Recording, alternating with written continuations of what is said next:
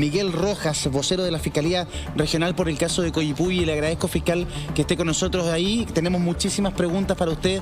Hay muchas personas que están estremecidas por lo que se ha conocido, pero me gustaría también poder hacer que la gente entienda el contexto de cómo se da esta historia. Mirna, ¿qué es lo que sucedió o lo que se sabe de lo que sucedió en este caso que ha estremecido al país?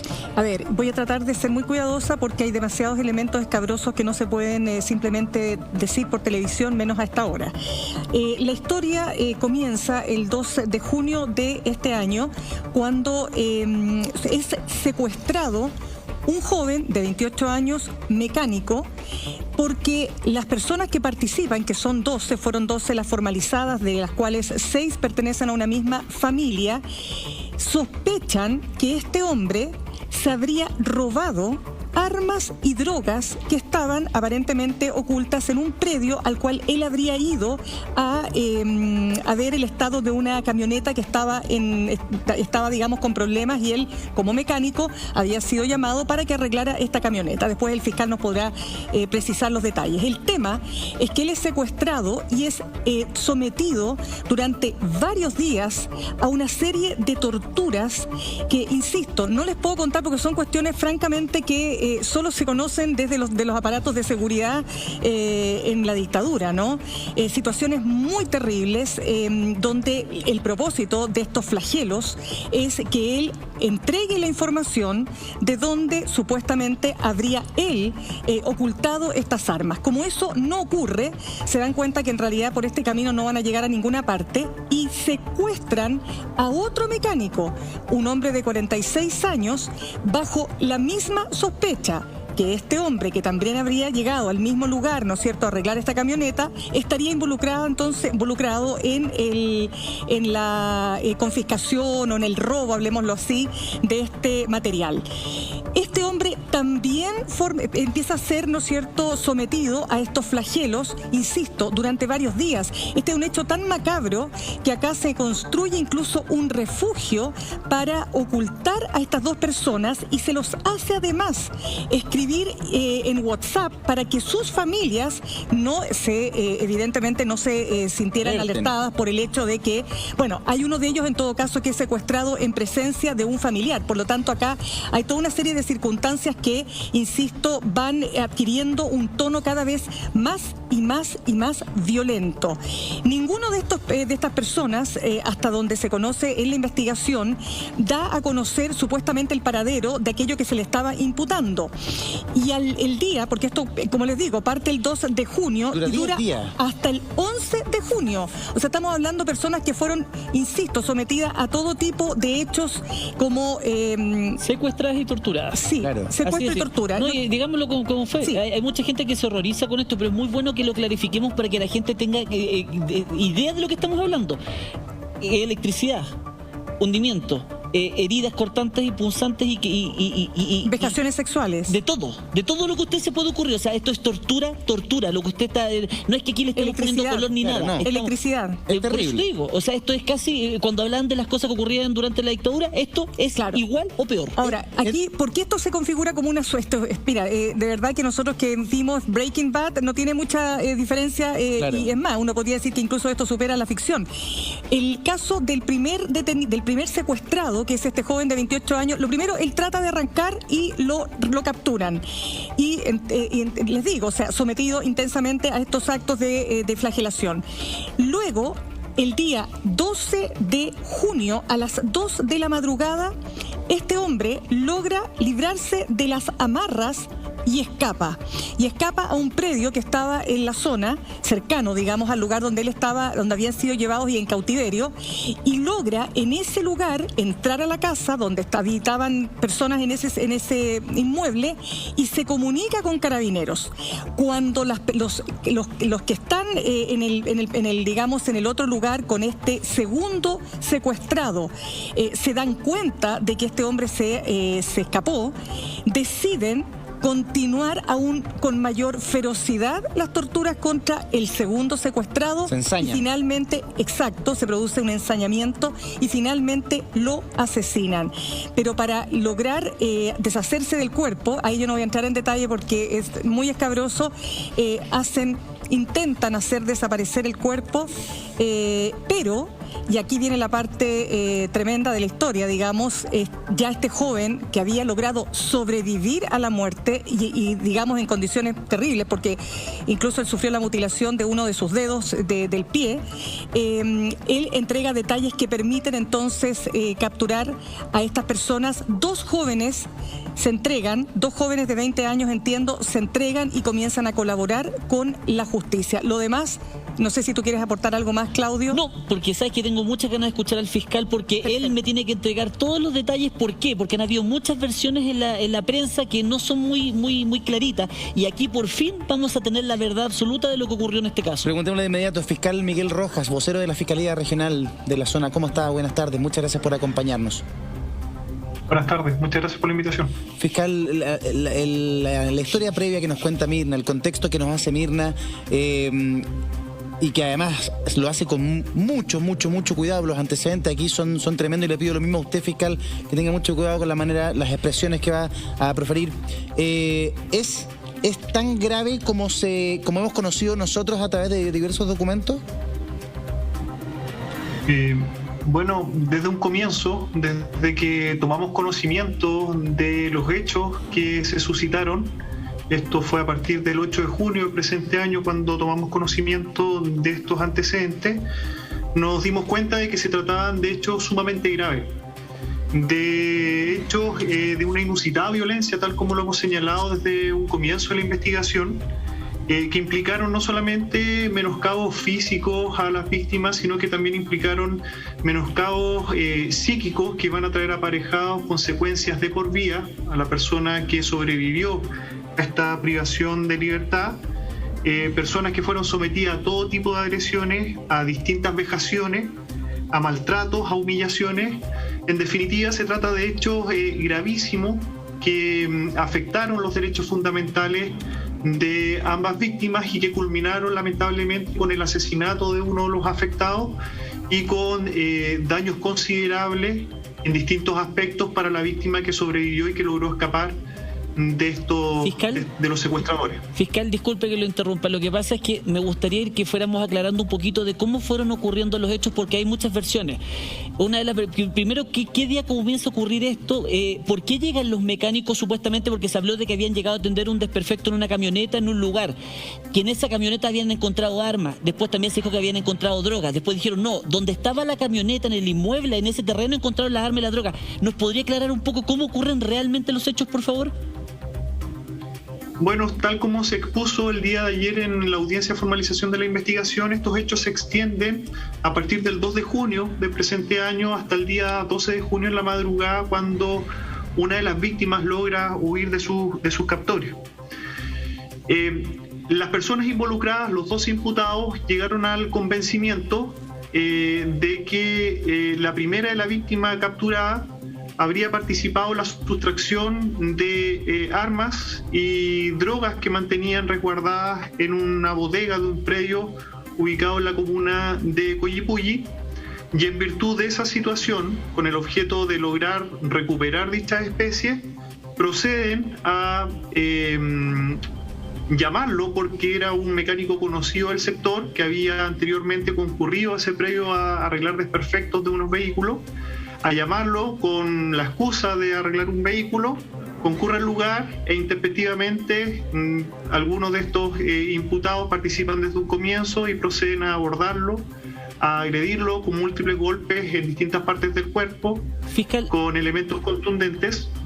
Disculpe, ¿sí? Sí, lo que pasa, fiscal, entonces, porque la historia supuestamente era que casi fortuitamente, lo que se habló en la prensa, de que estas personas habían ido a ver un problema en una camioneta y que atendiendo la camioneta habían encontrado en el lugar de los hechos las armas y todo, y dijeron, bueno, pues hay que llevémonos las armas y llevémonos la droga. Según lo que usted está relatando, ¿ellos habrían ido ya de frentón a robar las armas y la droga? No, son antecedentes que se están indagando. Lo que yo he manifestado es que los imputados llegaron al convencimiento de que las víctimas habrían participado en la sustracción de estas especies.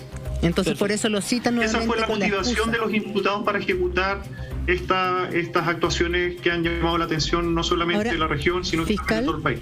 escuchaba al fiscal que está a cargo de la causa, lo escucha usted, y la verdad es que está con nosotros también Carlos Gutiérrez, científico forense. Uno no tiene el recuerdo, gracias a Dios, de un hecho tan macabro como el que hemos conocido, y que no se pueden dar a conocer la cantidad de información que existe, porque es de verdad, o sea, ni de serie de Netflix, es que no se puede ni calificar, faltan adjetivos calificativos para poder entender lo que pasa acá.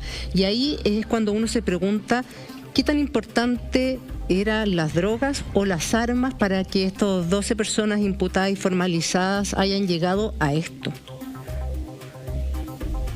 Bueno, esos son antecedentes que que se están indagando, forman parte de líneas investigativas que a este momento no han podido ser analizadas o concretizadas en alguna decisión respectiva por parte de la Fiscalía. Sin embargo, de por sí esto se está investigando en otra indagación, en otra investigación. Sin perjuicio de lo anterior, lo importante es establecer lo que señalamos desde un comienzo. Son los imputados que llegan al convencimiento de que las víctimas habrían sustraído estas especies. Eso no ha sido clarificado, y los antecedentes que hemos recopilado, no solamente con la declaración de testigos, sino que también con la propia declaración de la víctima que logró huir de sus captores, es que esto no sería de dicha forma.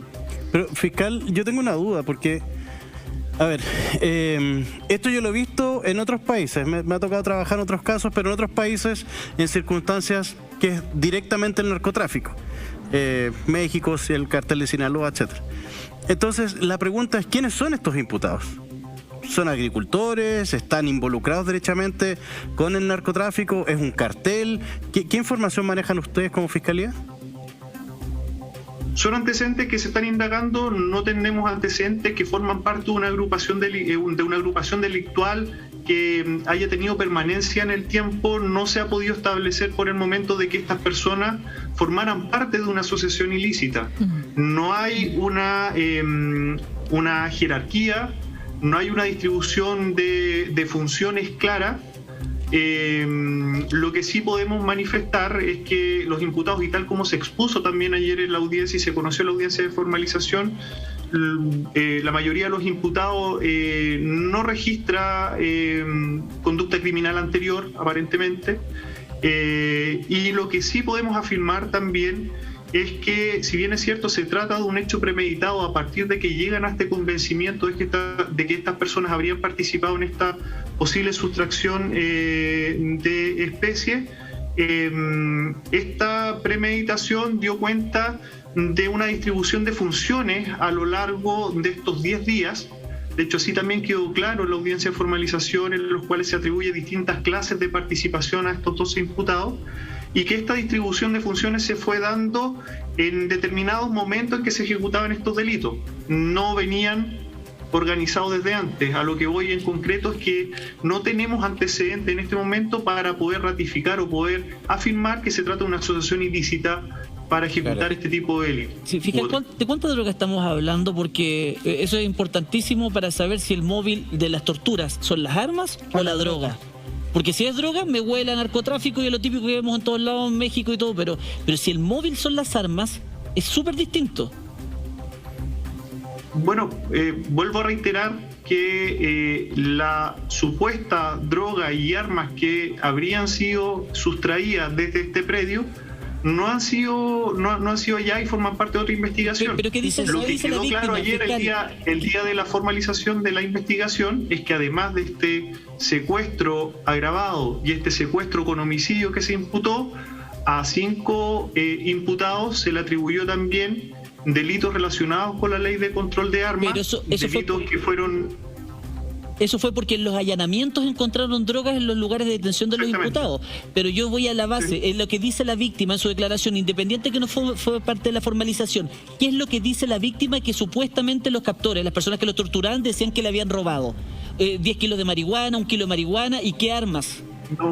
No está claro, no habla acerca de una cantidad, él solamente desconoce que habría participado en esta sustracción. Claro, ni siquiera reconoce el hecho, él dice que no, que eso no es efectivo, este supuesto robo, que no es efectivo.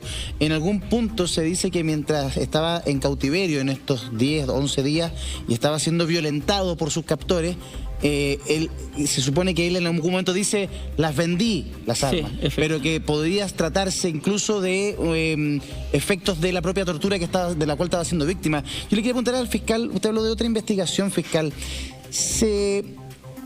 Este clan, porque de las 12 personas imputadas, hay 6 que pertenecen a una familia, a un clan.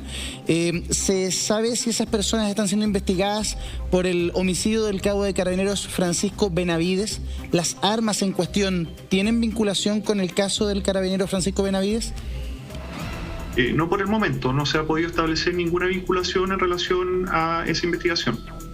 Perfecto. ¿Y esa investigación paralela que usted habla de que se está llevando en contra de estas personas, de qué índole sería entonces? Se está indagando un posible delito relacionado con la ley 20.000. O sea, solamente por droga. ¿Y cuánto encontraron de droga? ¿Cuánto encontraron de droga en las casas de los detenidos, de los imputados, fiscal? Aproximadamente 170 gramos de marihuana. 170 gramos de marihuana. Fiscal, yo tengo una, voy a tratar de ser lo más apropiado al horario, por supuesto, y a la gente que nos está viendo en su casa, pero yo creo que es una duda que todos tenemos. El torturar a una persona no es de un día para otro, no es que a mí se me ocurrió voy a comenzar a torturar a una persona, sino que es alguien que ya sabe que lo ha hecho previamente, especialmente con la brutalidad y las consecuencias que tuvieron. Mi pregunta es, usted que trabaja ahí y está en la fiscalía, ¿han tenido otros antecedentes u otros casos, a lo mejor no llegando a la muerte, pero sí de lesiones de ese tipo? Porque, vuelvo a insistir, esto yo lo había visto solamente en México. Estas condiciones y después obviamente las consecuencias y cómo falleció la persona y cómo se quisieron deshacer del cuerpo. Entonces eso no es aprendido, no es de un día para otro, es algo que se sabe y que de esa forma se puede deshacer un cuerpo o pueden eliminarlo. Esa es la pregunta. ¿Tienen otra información respecto a esto? Bueno, y es por eso, pero bueno, es por eso que ha llamado tanto la atención, no solamente de la opinión pública, sino que también de la Fiscalía, y lo que motivó desde un primer momento, desde que tuvimos la noticia de la ejecución de estos hechos, trabajar con un grupo de fiscales dedicado a este caso de manera exclusiva durante desde un primer momento, y trabajar también de manera coordinada con un equipo especializado en secuestro de la Policía de Investigaciones, que llegó a la región desde la ciudad de Santiago. Y lo más relevante es que la intención de la Fiscalía siempre fue hallar con vida a ambas víctimas, y es por eso que se hizo un trabajo bastante silencioso, de acuerdo al mérito de los antecedentes que manejábamos en esos hechos. Se trata, como lo adelantábamos, de hecho, que son bastante sorprendentes, que llaman bastante la atención, y que en la región, en la realidad de nuestra región, no habíamos tenido noticia de semejantes vejámenes, de semejantes maltratos relacionados con estos hechos. Fiscal, pero para cerrar la idea, perdón, Mirna, bien cortito, sí. En el sentido de, ¿podría haber más gente involucrada que todavía no ha sido detenida? Se ha hablado siempre de los 12 imputados, de 12 personas que han participado en los hechos. Fiscal, no tenemos antecedentes de la participación de otras personas. Fiscal, lo siguiente, hay 12 jóvenes que entiendo que están colaborando activamente con la justicia, supongo que eso tiene que ver, no sé si acá en qué figura colaboran, pero entiendo que todo eso contribuye a lo que va a ser su propia situación, digamos, procesal. Pero quisiera preguntarle, junto con eso, ¿cuánto del aporte que ellos están haciendo les ha ayudado también para poder configurar las principales hipótesis de lo que aquí ocurrió, uno, y dos, qué características tiene este grupo familiar? Porque acá estamos hablando de una mamá, estamos hablando de hijos, hermanos, una hija que entendemos participa directamente en los actos de tortura. Si nos puede ayudar dentro de lo que usted pueda obviamente contarnos a esta hora. En primer lugar, lo que se expuso ayer en la audiencia de formalización y que permitió que el tribunal concediera la medida cautelar de prisión preventiva respecto de los 12 imputados, dando cuenta de que habían antecedentes concretos, a pesar de el poco periodo investigativo que se lleva adelante, es que no solamente contábamos con los dichos de estas dos personas que concurrieron a colaborar con la investigación, Contábamos con otros múltiples antecedentes que nos permitieron ratificar la existencia de los delitos y particularmente la participación de cada una de las personas imputadas. Bajo esa perspectiva, no solamente la evidencia que fue recopilada en los sitios del suceso a través de la labor coordinada, como ya señalé, de la Fiscalía de Alta Complejidad de la región de la Araucanía con este equipo especializado de la Policía de Investigaciones de Chile, sino que también aspectos que se lograron recopilar al hacer efectivas las medidas intrusivas que fueron autorizadas respectivamente por los tribunales, las georreferenciaciones también que permitieron situar a los imputados en los sitios del suceso y que entregaron también aquella factibilidad situacional que requiere la acreditación de cada uno de los hechos y que de los cuales dio cuenta la víctima que logró huir de sus captores, además del análisis de los tráficos telefónicos e incluso, tal como lo adelantaba usted, Mirna, al momento de dar cuenta de manera general de los hechos en un comienzo, estos mensajes de WhatsApp entre los imputados y la familia de las víctimas que hacían o que esperaban dar cuenta de que las personas que estaban capturadas se estaban comunicando con la familia, con sus familias, sí, para dejarlos tranquilos, digamos. Claro. Sí. Fiscal, eso ha sido. Cuénteme. Fiscal, ustedes como Fiscalía manejaban antecedentes respecto de los imputados o las personas víctimas de esta situación en materia delictual. ¿Se sabía si es que este clan involucrado y las personas que están en torno a este caso están cercanos al delito de tráfico de drogas, cultivo de drogas o tráfico de armas? No. Ninguna de estas personas mantenía antecedentes pretéritos, solamente causas, algunas causas vigentes, pero no relacionadas con estos hechos. Y fiscal, ¿qué de cierto existe? La prensa también se habló de que eventualmente estas personas detenidas, algunas de ellas habían participado en los disturbios que hubo el día del fallecimiento del cabo Francisco Benavides y que eventualmente ya estaban siendo investigados y que justo ahora les hizo el match respecto al tema armas, ese día lo ocurrido. ¿Hay algo de eso en su investigación? No hay ninguna vinculación al respecto por el momento. Perfecto, fiscal. Sabemos que hoy día se ha realizado un intenso operativo para buscar dar con los restos de la segunda víctima de secuestro y tortura. Sabemos que el personal de la Brigada de Operaciones Subacuática, y como estamos viendo en estas imágenes desde lo que ocurrió hoy día, la Brigada Canina, estuvieron trabajando en las cercanías del río Renaico. ¿Hubo algún hallazgo, algún resultado respecto a esta búsqueda? Sí, efectivamente, se encontraron restos óseos. Esos restos óseos van a ser indagados pericialmente para poder determinar si dichos restos óseos son humanos, y si llegasen a ser humanos se van a realizar las pericias respectivas para poder extraer ciertos análisis para poder determinar el ADN de esta persona y si pertenecen o no a la víctima que fue asesinada por estos captores. Pero va a continuar la búsqueda de todas maneras. Sí, de todas maneras. Perfecto.